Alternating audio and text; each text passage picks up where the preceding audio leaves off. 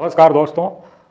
आज का जो हमारा टॉपिक है वो है मेवाड़ के इतिहास में महाराणा प्रताप। जो आरपीएससी और आरएसएसबी के जो भी एग्जाम होते हैं उसमें एक न एक सवाल यहाँ से बनता ही बनता है। तो हम इसको ढंग से तैयार करेंगे और जो वर्तमान का जो परीक्षा पैटर्न है जिसमें डीपली गहरे से जो सवाल पूछे जा रहे हैं हम उसको उसी के अनुसार पढ़ने वाले हैं। हमारा जो पढ़ने का सोर्स होगा वो होगा एक तो आरबीएससी की पुस्तक, एनसीईआरटी की पुस्तक और उसके अलावा हिंदी ग्रंथ अकादमी की पुस्तकें, उदयपुर राज्य का इतिहास है जो डॉक्टर गौरीशंकर हीराचंद ओझा द्वारा लिखा गया उसके अनुसार, और राजस्थान का इतिहास डॉक्टर गोपीनाथ शर्मा की पुस्तक के अनुसार। तो आप एक तो वीडियो को पूरा देखिए और उसके अलावा पेन कॉपी ले लें और जो जो मैं लिखवा रहा हूँ या जो है तो आप उसके अनुसार अपने नोट्स बना सकते हैं। ठीक है, तो महाराणा प्रताप।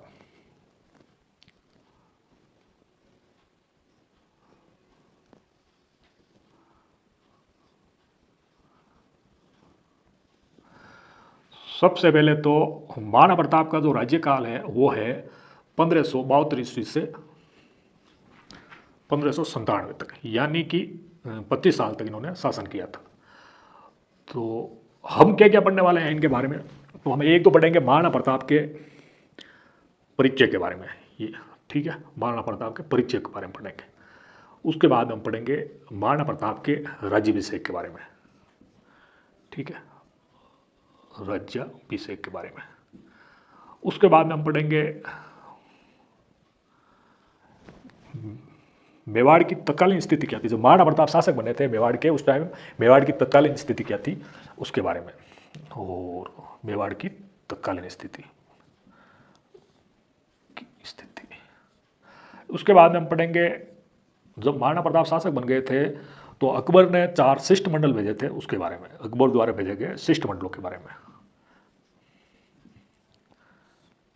और उसके बाद में हम पढ़ेंगे जो प्रमुख युद्ध हुए थे महाराणा प्रताप और अकबर के बीच में, यानी मेवाड़ मुगल के बीच में। एक तो हल्दी घाटी का युद्ध हुआ था, एक कुंभलगढ़ का युद्ध हुआ था, एक शेरपुर का युद्ध हुआ था, एक दिवेर का युद्ध हुआ था। तो प्रमुख युद्धों के बारे में हम पढ़ेंगे, प्रमुख युद्ध। उसके बाद में हम पढ़ेंगे महाराणा प्रताप के जो प्रमुख सहयोगी थे उनके बारे में। प्रमुख सहयोगी कौन कौन थे महाराणा प्रताप के, महाराणा प्रताप के सहयोगियों के बारे में। उसके बाद में हम पढ़ेंगे महाराणा प्रताप के काल में जो सांस्कृतिक विकास हुआ या सांस्कृतिक उपलब्धियां हैं महाराणा प्रताप की, सांस्कृतिक विकास के बारे में, या महाराणा प्रताप के काल में कौन कौन से कार्य हुए थे उसके बारे में। ठीक है, तो इन 7 चीज़ों के बारे में पढ़ेंगे। सबसे पहले हम पढ़ लेते हैं महाराणा प्रताप के परिचय के बारे में। तो महाराणा प्रताप के परिचय में महाराणा प्रताप के पिता का नाम जो आप सब जानते हैं, महाराणा प्रताप के पिता का नाम था महाराणा उदय सिंह, उदय सिंह। ठीक है, इनके जो माताजी थे उनका नाम था जयवंताबाई, जयवंताबाई। ये जो जयवंताबाई है ये पाली के थे और पाली के अखेराज सोनग्रा की पुत्री थे। और इनका जो जन्म है वो जन्म हुआ था महाराणा प्रताप का, वो हुआ था ज्येष्ठ शुक्ल तृतीया को ये हुआ था इनका जन्म ज्येष्ठ शुक्ल तृतीया विक्रम संवत 1597 ईस्वी को, डॉक्टर गौरीशंकर हीराचंद ओझा के अनुसार। ज्येष्ठ शुक्ल तृतीया को रविवार का दिन था, सूर्योदय के समय हुआ में 1597 विक्रम संवत है जो 1597, यानी कि ईस्वी सन है जो है 9 मई 1540 ईस्वी को। ठीक है, और जन्म कहाँ पे हुआ था, तो ये हुआ था इनका जन्म जूनी कचहरी, ये जूनी कचहरी है, कचहरी जो जूनी कचहरी बादल महल में हुआ था, बादल महल। यह है कटारगढ़ कुंभलगढ़ के अंदर, यहाँ पे जनाना महल है और ये कटारगढ़ कुंभलगढ़ के अंदर है, कटारगढ़ कुंभलगढ़ दुर्ग के अंदर।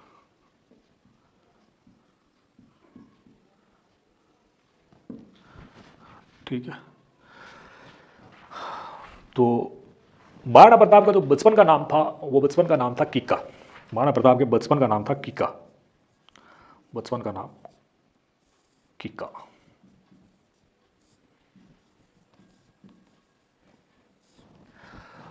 महाराणा प्रताप की पत्नी रानी का नाम था, महाराणा प्रताप की जो पत्नी थी उनका नाम था अजबदे पंवार। ये अजबदे पंवार है, ये बिचौलिया के सामंत राम रघुजीत परमार की या पंवार की पुत्री थी। ठीक है, तो ये तो हो गया महाराणा प्रताप का सामान्य परिचय। महाराणा प्रताप का जन्म हुआ था ज्येष्ठ शुक्ल तृतीया विक्रम संवत 1597 को। ईस्वी तारीख है वो है 9 मई 1540 ईस्वी को। डॉक्टर गौरीशंकर हीराचंद ओझा के अनुसार सूर्योदय के समय में रविवार के दिन महाराणा प्रताप का जन्म हुआ। पिता का नाम महाराणा उदय सिंह था और माता का नाम जयवंताबाई था। जयवंताबाई है जो अखेरादि सोनग्रा पाली के सामंत थे, उनकी पुत्री थी। ठीक है, बचपन का नाम इनका कीका था, पत्नी का नाम अजबदे पंवार था और इनका जन्म जूनी कचेड़ी बादल महल में हुआ था जो कटारगढ़ कुंभलगढ़ के अंदर है। राज्याभिषेक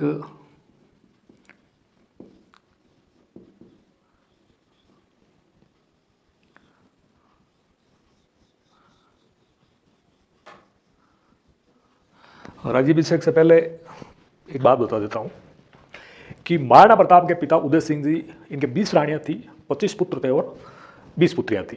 तो उदय सिंह जी के जो ज्येष्ठ पुत्र था वो तो महाराणा प्रताप या कुंवर प्रताप थे, लेकिन महाराणा उदय सिंह की एक रानी थी जिसका नाम था धीर कंवर भाटी। धीर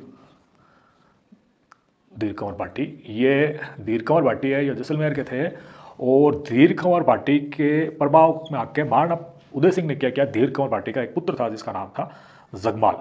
ये जगमाल है वो वैसे 9 नंबर का था, महाराणा प्रताप से छोटा था और 25 पुत्र थे, उसमें से 9वां नंबर पे जगमाल था। तो उदय सिंह ने क्या किया कि जगमाल को मेवाड़ का नेक्स्ट उत्तराधिकारी घोषित कर दिया था। ठीक है, 28 फरवरी 1572 को उदय सिंह की मृत्यु हो जाती है गोकुंदा के अंदर। और जब दाह संस्कार करने के लिए जाते हैं तो सब इकट्ठा होते हैं। हमारे यहाँ एक रिवाज था हिंदू राजाओं के अंदर या राजपूत राजाओं के अंदर, जो नेक्स्ट उत्तराधिकारी घोषित हुआ होता है या जो नेक्स्ट उत्तराधिकारी बनने वाला होता था वो दाह संस्कार के अंदर भाग नहीं लेता था। ठीक है, तो वहाँ पे क्या हुआ कि दाह संस्कार गोकुंदा में हो रहा था और एक सामंत है जिनका नाम था रामसा तंवर। ये रामसा तंवर वैसे रहने वाले तो ग्वालियर के थे, लेकिन महाराणा उदय सिंह ने इनको मेवाड़ के अंदर जागीर दी थी भैंसौरगढ़ी, तो वो यहाँ के सामंत है, महाराणा उदय सिंह के सामंत है। तो रामसा तंवर ने जगमाल के छोटे भाई सगर से एक सवाल किया। ये सगर वहीं मौजूद था दाह संस्कार के अंदर, जो जगमाल का छोटा भाई था। सगर से पूछा कि तुम्हारा भाई जगमाल कहाँ है, महाराणा जी के दाह संस्कार में दिख नहीं रहा है। तो सगर ने जवाब दिया कि पिताजी ने यानी महाराणा उदय सिंह ने बड़े भाई जगमाल को मेवाड़ का नेक्स्ट उत्तराधिकारी घोषित किया है और जगमाल के राज्याभिषेक की तैयारियां हो रही थी। रामसा तंवर ने प्रताप को कहा, महाराणा ये कुंवर प्रताप वही थे, दाह संस्कार जहाँ हो रहा था, इनको कहा कि मतलब अगर सही से देखा जाए रिवाज के अनुसार तो ज्येष्ठ पुत्र आप हो और जो उत्तराधिकारी या राज्याभिषेक होना चाहिए वो तुम्हारा होना चाहिए, और जगमाल का कैसे हो रहा है। तो रामसा तंवर ने फिर ये बात कृष्णदास जी चुंडावत को कही। जो कृष्णदास चुंडावत थे, ये कृष्णदास जी चुंडावत थे, ये वहाँ के थे सलूमर के, मतलब मेवाड़ चुंडा के समय से एक मेवाड़ के अंदर रिवाज था कि मेवाड़ की ठाट पाठ है वो महाराणाओं के पास में है और मेवाड़ की जो भांसगढ़ यानी जो राज्य प्रबंध का कार्य है वो सलूमर के चुंडावतों के पास में है। एक कहावत कही जाती थी कि मेवाड़ की जो भांसगढ़ है वो किसके पास में है, तो मेवाड़ की भांसगढ़ सलूमर के चुंडावतों के पास में है। तो और वैसे भी मेवाड़ के अंदर एक रिवाज था कि जो नेक्स्ट उत्तराधिकारी बनता था उसकी तलवार बंधाई का कार्य या उत्तराधिकारी का जो निर्णय होता था राजा बनने का, वो उस निर्णय पे मोहर जो लगाई जाती थी वो सलूमर के रावतों के द्वारा लगाई जाती थी, सलूमर के चुंडावत। जब ये बात रामसा ने कृष्णदास जी चुंडावत को कही तो कृष्णदास जी चुंडावत ने दूसरे जो सामंत वहाँ पे थे जैसे अखेराज सोनगरा थे, बागोर के रावत सांगा थे, उनको जब ये बात कही तो उन्होंने कहा कि जैसे वर्तमान में जो मेवाड़ की स्थिति है, मेवाड़ जो दुश्मनों से अकबर जैसे शत्रु से घिरा हुआ है, उसके लिए प्रताप जैसा योग्य शासक होना उचित है। तो इन्होंने क्या किया कि दाह संस्कार के बाद में महाराणा प्रताप का राज्याभिषेक कर दिया। कहाँ पे कर दिया, तो राज्याभिषेक कर दिया गोकुंदा के अंदर। गोकुंदा के अंदर राज्याभिषेक कर दिया। गोकुंदा के अंदर 28 फरवरी 1572 ईस्वी को महाराणा कुंवर प्रताप को महाराणा प्रताप बना दिया गया। ठीक है, गोकुंदा के अंदर एक महादेव बावड़ी है, वहाँ पे इनका राज्याभिषेक हुआ। ठीक है, महादेव बावड़ी। इस घटना को मेवाड़ के महलों की क्रांति कहा जाता है। ठीक है, अच्छा उसके बाद में क्या हुआ कि इनका राज्याभिषेक तो महाराणा प्रताप का यहाँ पे गोकुंदा के अंदर हो गया था 28 फरवरी 1572 के अंदर। फिर 1 मार्च को जो राज्याभिषेक का उत्सव है वो मनाया गया था, वो मनाया गया था उत्सव कुंभलगढ़ के अंदर। उत्सव है वो कुंभलगढ़ के अंदर मनाया गया था, कुंभलगढ़। ठीक है, कुंभलगढ़ दुर्ग के अंदर। एक याद रखने योग्य बात है कि जब महाराणा प्रताप का राज्याभिषेक उत्सव मनाया गया था तो वहाँ पे कुंभलगढ़ के अंदर मारवाड़ के शासक चंद्रसेन राव चंद्रसेन भी उपस्थित थे। ठीक है, चंद्रसेन राठौड़ है वो भी उपस्थित थे। चलो, महाराणा प्रताप मेवाड़ के शासक बन गए। और इधर क्या हुआ कि जगमाल था, इसको जब ये बात पता चली तो ये महाराणा प्रताप से नाराज होकर, अपने बड़े भाई से नाराज होकर अकबर के पास चला जाता है, अपने परिवार सहित अकबर के पास चला जाता है। और अकबर क्या करता है, उसको जहाजपुर की जागीर दे देता है। जहाजपुर वर्तमान में भीलवाड़ा के अंदर है, उस टाइम अकबर के अंडर में था। जहाजपुर की जागीर दे देता है, जहाजपुर का ये सामंत बन जाता है, अकबर का मनसबदार बन जाता है। और फिर क्या करता है अकबर, इसको जगमाल को जहाजपुर के बाद में सिरोही की आधी जागीर दे देता है। ठीक है, और उस टाइम सिरोही का जो शासक था वो अकबर का विरोधी था और उसका नाम था सुल्तान देवड़ा। सुल्तान देवड़ा। तो जगमाल और सुल्तान देवड़ा के मध्य 1583 ईस्वी में एक युद्ध होता है, जिस युद्ध का नाम है दत्तानी का युद्ध। दत्तानी के युद्ध में लड़ता हुआ जगमाल मारा जाता है और ये युद्ध हुआ था 1583 ईस्वी के अंदर। इस युद्ध का नाम था दत्तानी का युद्ध। ठीक है, तो ये तो था महाराणा प्रताप के राज्याभिषेक के बारे में और जगमाल के बारे में। अब हम आगे बढ़ते हैं कि जब महाराणा प्रताप शासक बने थे तो मेवाड़ की तत्कालीन स्थिति क्या थी। जब महाराणा प्रताप 1572 के अंदर शासक बन गए थे मेवाड़ के, तो मेवाड़ की स्थिति क्या थी, तो हम उसके बारे में पढ़ते हैं। तो जैसे ये मान लो आप, ये मेवाड़ है। ठीक है, ये मेवाड़ है,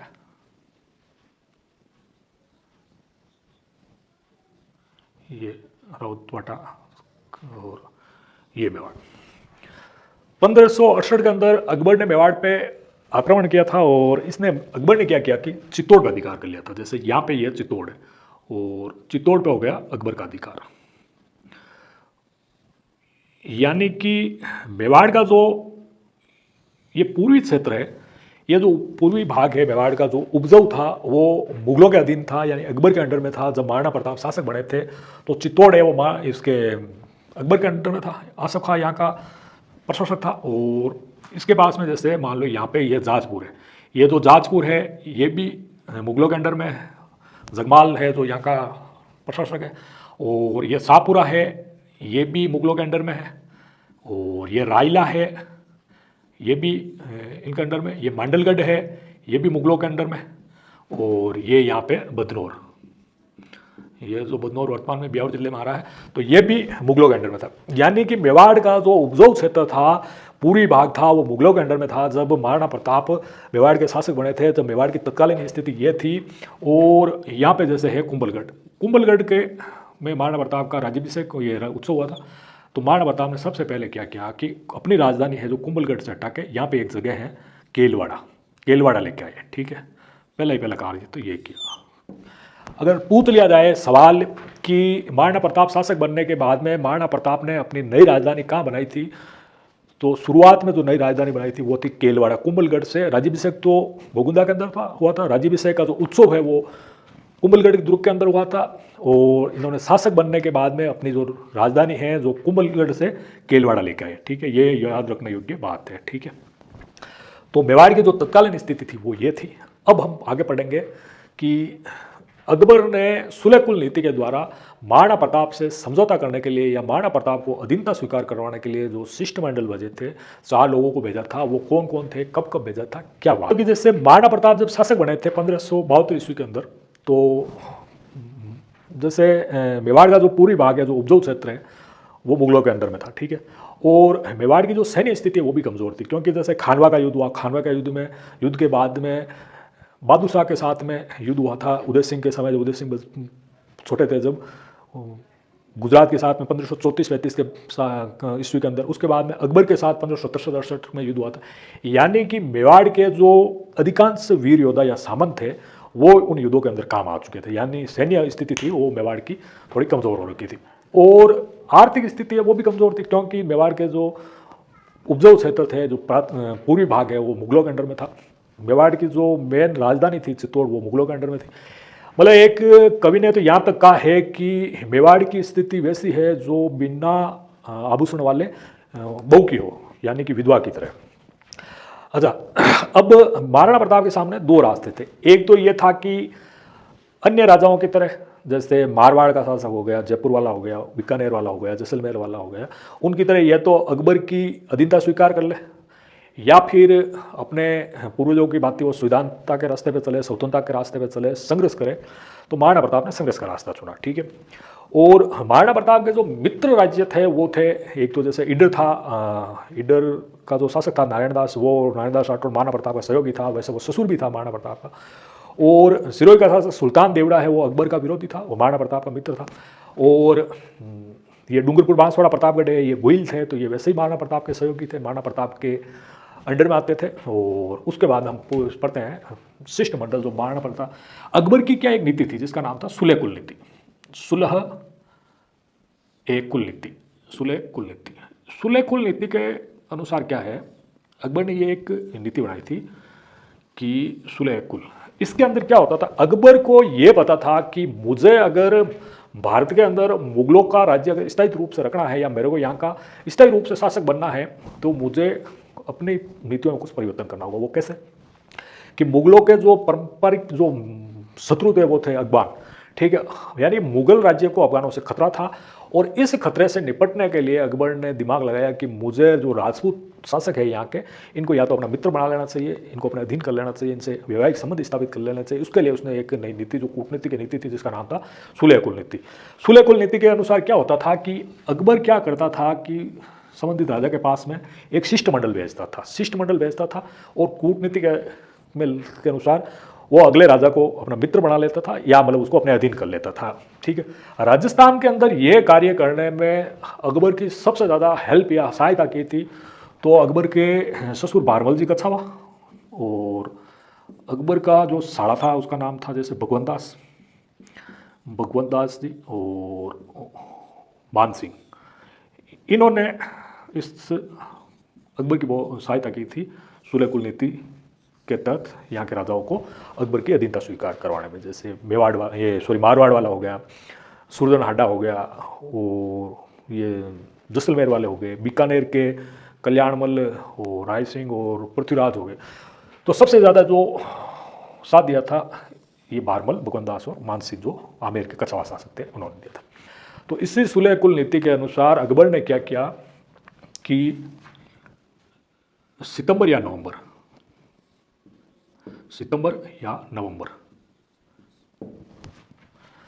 1572 ईस्वी के अंदर, फरवरी के अंदर तो महाराणा प्रताप का राज्याभिषेक हुआ था। और ये जो शिष्टमंडल भेजे थे उसके बारे में बता रहा हूँ। सितंबर नवंबर 1572 के अंदर जलाल खां कोरची नामक व्यक्ति को भेजा था, जलाल खां कोरची। जलाल खां जो कोरची है, ये एक वाक्चातुर्य था, तुरंत जवाब देने वाला था, समझदार था। और कोरची का मतलब होता है, या कोरची का अर्थ होता है अंगरक्षक। ये मतलब अकबर का निजी अंगरक्षक था, ठीक है। तो इसको भेजा था अकबर ने महाराणा प्रताप से समझौता या महाराणा प्रताप को अधीन लाने के लिए। कब भेजा था? सितंबर या नवंबर 1572 के अंदर भेजा था। डॉक्टर गौरी शंकर हीराचंद ओझा, गोपीनाथ शर्मा और 10th क्लास के आरबीएससी की पुस्तक के अनुसार ये आया। ये आने के बाद में इसने महाराणा प्रताप से भेंट की और महाराणा प्रताप को अकबर के बारे में बताया, अकबर की योजना के बारे में बताया। लेकिन ये 2 महीने तक मेवाड़ के अंदर रुका, लेकिन ये महाराणा प्रताप को अनुकूल नहीं कर सका। और कुल मिला के ये जो शिष्टमंडल आया था पहला ये फेल हो गया था, ठीक है, ये वापस चला गया। फिर बात है जून 1573 ईस्वी की।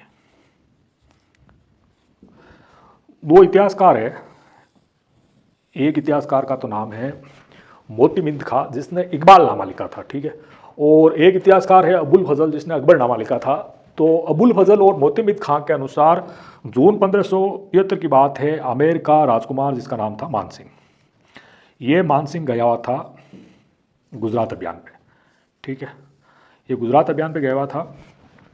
और अकबर ने इसको मैसेज भेजा या दूत भेजा कि तू जब गुजरात से वापस दिल्ली आए तो मेवाड़ होकर आना, महाराणा प्रताप से भेंट करना, बात करना और उनको अपने अधीन करने की कोशिश करना। तो मान सिंह क्या करता है, सलूम्बर डूंगरपुर बांसवाड़ा होता हुआ ये पहुंच जाता है उदय सागर झील। ये उदय सागर झील है जो उदयपुर के अंदर है। डॉक्टर गौरीशंकर हीराचंद ओझा, डॉक्टर आशीर्वाद लाल श्रीवास्तव के अनुसार और कर्नल टोड के अनुसार। तो यहाँ पे उदय सागर जो उदयपुर में यहाँ पे भेंट होती है, किससे भेंट होती है? तो इसकी भेंट होती है कुंवर अमर सिंह से, ठीक है। कुंवर अमर सिंह है जो इससे मिलने के लिए आते हैं। कुंवर अमर सिंह कौन थे? तो ये कुंवर अमर सिंह है महाराणा प्रताप के ज्येष्ठ पुत्र थे। तो कुंवर अमर सिंह मिलते हैं मान सिंह से। कुंवर अमर सिंह मान सिंह की मेहमानबाजी करते हैं, बिठाते हैं, चाय पानी पिलाते हैं और रात्रि का भोजन का आयोजन किया जाता है। तो मान सिंह कुंवर अमर सिंह से या अमर सिंह से पूछते हैं कि आपके पिताजी यानी महाराणा प्रताप नहीं आए भोजन के अंदर। तो अमर सिंह एक बात कहता है कि मेरे पापा यानी पिताजी का पेट दर्द कर रहा है, वो इसलिए भोजन में आप रात्रि भोजन में नहीं आए। तो मान सिंह क्या क्रोधित हो जाता है, गुस्सा हो जाता है, भड़क जाता है, बर्तन वर्तन फेंक देता है और खड़ा होकर अमर सिंह से एक बात कहता है कि जो आपके पिता यानी महाराणा प्रताप के पेट का दर्द हो रहा है उसकी चूर्ण मेरे पास है, मैं चूर्ण दूंगा और उनका पेट सही हो जाएगा। मतलब वो धमकाता है, एक धमकी देता है। फिर कहता है कि हम तो आपका भला चाहते हैं लेकिन आप खुद ही हैं जो अपना भला नहीं चाहते हो। आप मतलब मेरी तरफ से एक चेतावनी है कि आप युद्ध करने के लिए तैयार हैं। तो अमर सिंह है ये वीर पिता का वीर पुत्र, ये क्या करता है मान सिंह को एक जवाब देता है कि अगर आप खुद के बल पे यानी खुद की सेना लेके खुद के बल पे आओगे तो मालपुरा के अंदर आपका स्वागत सत्कार कर देंगे, क्योंकि जो मालपुरा था टोंक के पास में मालपुरा है वो मेवाड़ और ढूंढाड़ की सीमा थी, ठीक है। और अगर आप अपने फूफा के बल पे यानी अकबर के बल पे अगर आओगे हमसे लड़ने के लिए तो आप जहाँ मिलोगे वही हम आपका स्वागत सत्कार कर देंगे, ठीक है। मान सिंह गुस्सा हो जाता है, ये चला जाता है वापस अकबर के पास में, ठीक है।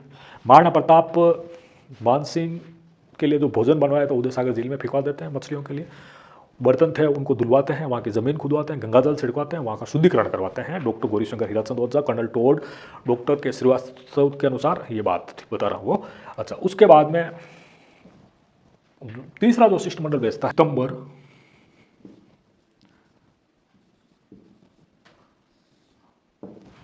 1573 के अंदर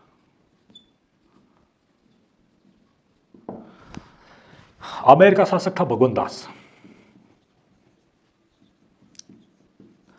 भगवंत दास को भेजते हैं, ये मान सिंह के पिता थे, ये आमेर के शासक थे, ठीक है।